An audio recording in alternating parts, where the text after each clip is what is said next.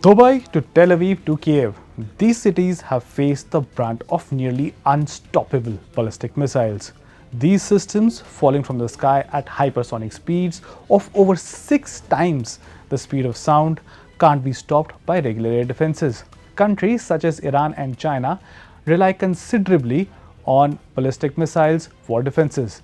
Iran has demonstrated this capability, and China keeps warning the US that it has the capability of destroying US carriers and Pacific Island air bases with its ballistic missiles.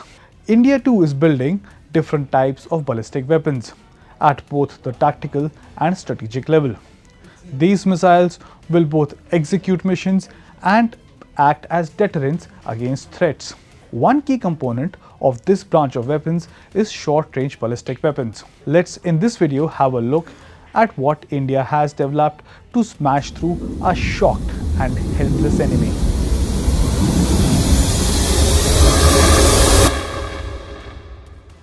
Short-range ballistic missiles have emerged as one of the defining weapons of modern conflict, and nowhere has this been more evident than in the wars raging in Europe and West Asia over the past few months and years. Russia has employed its Iskander M missile extensively against Ukraine, using its speed and maneuverability to strike command posts, air bases, and logistics hubs, while challenging Kiev's Western supplied air defenses.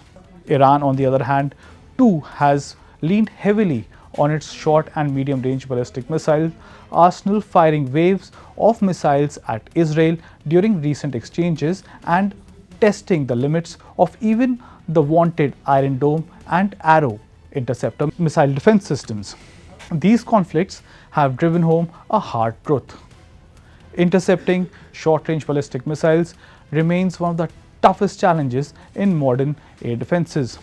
Unlike long-range ballistic missiles that follow predictable arcs for much of their flight, short-range systems spend less time in the exo-atmosphere phase, or the phase in which it is outside the atmosphere. This leaves the defenders with a drastically compressed window to detect, track, and engage these missiles, when these weapons can also maneuver during their terminal approach, as Quasi ballistic designs do. The problem compounds further since interceptor systems, calibrated for predictable trajectories, can struggle to compute a firing solution against a target that keeps altering course, especially in its final seconds of flight.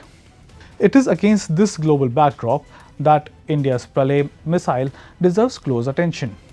Developed by the Defense Research and Development Organization, Pralay is a canisterised, road-mobile tactical ballistic missile that can be stored and fired at short notice, giving India's forces considerable battlefield flexibility.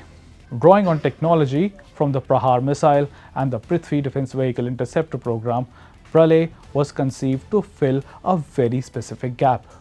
That is, a conventionally armed strike option that operates outside the constraint of India's nuclear no first use doctrine. With a range of 150 to 500 kilometers and a payload capacity of between 350 to 1000 kilograms, the missile can be fitted with high explosive fragmentation, runway denial submunitions, making it suitable to use against airfields, radar installations, and command centers. By hitting these targets, the adversary's war-waging capability is dented considerably. All of this is done by a conventional missile, not designed to carry nuclear weapons. What truly sets Pralay apart, however, is its solid fuel propulsion combined with the ability to perform terminal phase maneuvers, a capability that places it in the quasi-ballistic category alongside Chinese Dongfeng 12 and Russia's Iskander.